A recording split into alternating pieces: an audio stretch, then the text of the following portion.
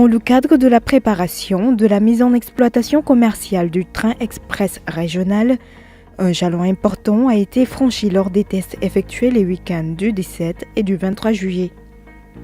Il s'agit des tests d'intégration du système ERTMS de niveau 2, permettant le pilotage automatique du train à partir du centre de contrôle des opérations ferroviaires par un système de communication GSM-R. On est en mouvement ou on est arrêté? Vous êtes devant ce signal-là. Apparemment, vous êtes arrêté, donc on va regarder pourquoi. On est arrêté, d'accord. Et c'est à quel PK? On va voir pourquoi. On est à quel PK? PK 14, 146. Exact. On est devant la T. La T2. Ok, donc c'est bon. Comme je disais, l'intérêt de faire le parcours, c'est de faire un recollement avec le sol. C'est-à-dire qu'on va passer sur toutes les balises qui sont donc installées à des positions bien déterminées avec une programmation. Et donc on va vérifier que ce qui est rentré dans le RDC est conforme à ce qui est dans le terrain, ou inversement. Et donc le but, c'est de détecter s'il y a des erreurs et des rectifications à faire. Dakar-Diamniadio avec une vitesse de trajet de 80 km/h et plus. Sur les rails du train express régional, les ingénieurs de l'APEX SA et les titulaires des matchs du TER font les dernières mises au point pour un fonctionnement opérationnel du TER. Ils vérifient les données collectées instantanément, soit sur la signalisation avec le système ERTMS niveau 2. Il s'agit entre autres de connaître le positionnement du train sur la voie et de lui envoyer des consignes de vitesse. Ici, le test est concluant.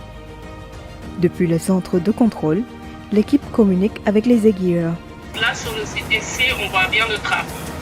C'est le numéro de train 8367. Vous êtes à hauteur de Plombaïfal. C'est ça. Vous voyez la zone équipée, c'est le train. Donc là, votre train il va continuer donc, vers Diamniadio. Oui. Oui, on voit aussi à l'image. Exactement. Donc là, je vous montre aussi l'écran du PCE. Vous me dites si vous le voyez bien. Ouais, Alors, le encore. PCE, voilà, c'est le poste de commande de l'ETSPS. Donc là, il va donner le détail sur vraiment votre itinéraire du point de vue ETSPS. Vous êtes au PK, la position 22222. C'est ça, on vient de dépasser la sous-station. Un rayon de courbure très prononcé et nous sommes quand même à 93 km/h. Et sur une ligne droite, on va monter à 100 km/h avec les tests en cours. Christophe ici, on est prêt à partir. Go! Cet échange est facilité par une bonne couverture réseau GSM-R, composée de 7 pylônes installés le long du trajet. Le système est tout aussi important dans l'appareillage du TER. Il permet aux différents éléments de communiquer entre eux et en particulier d'envoyer des informations vers le calculateur. Donc la valise, elle fait la capture en fait de l'ensemble des données. Et puis l'essai a consisté à voir effectivement les zones de recouvrement entre deux antennes. Il y en a 7 sur le trajet. Donc là, on enregistre comme on encode toutes les mesures en fonction du déplacement. Oh ouais. Donc on a une antenne GPS aussi là. On a une antenne GPS qui absolument. donne l'emplacement de... Bien sûr.